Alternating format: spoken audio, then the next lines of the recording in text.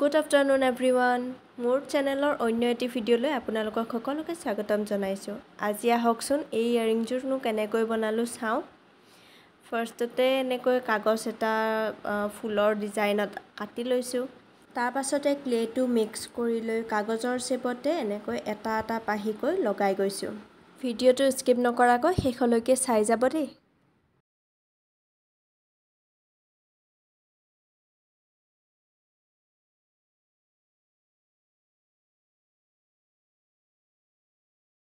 এয়া গোটেই পাহিবোৰ লগোৱা হৈ গ'ল। তাৰে মাজতে দিছো মই এটা হোৱাইট ফ্লেট পাৰ্ল।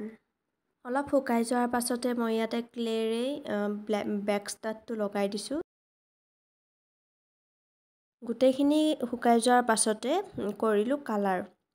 মোৰ যিজোৰ ইয়াৰিঙৰ ফটো দিছিল সেই কালাৰটোৰ সেম কালাৰটো নাছিল মোৰ, সেইকাৰণে মই ইয়াতে তিনটা কালাৰ মিক্স কৰি এই কালাৰটো উলিয়াইছিলো। ইয়াতে মিক্স কৰিছো পাৰ্পল কালাৰ, মাজৰটো ভায়োলেট আৰু হোৱাইট। এই তিনিটা কালাৰ মিক্স কৰি এই কালাৰটো উলিয়াই লৈছিলো। এয়া কালাৰটো কৰা হৈ গ'ল। এতিয়া কৰিব লাগিব বাৰ্নিছ। মই ইয়াতে গ্লছিঙৰ কাৰণে গ্লাছ কালাৰটো ইউজ কৰিছো, যাতে বহুত বেছি ধুনীয়া ছাইন এটা হৈ থাকে।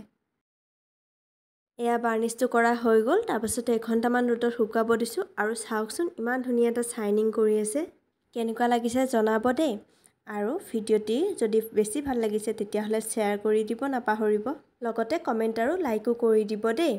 আকৌ এটা নতুন ভিডিঅ'ৰ সৈতে লগ পাম। বাই।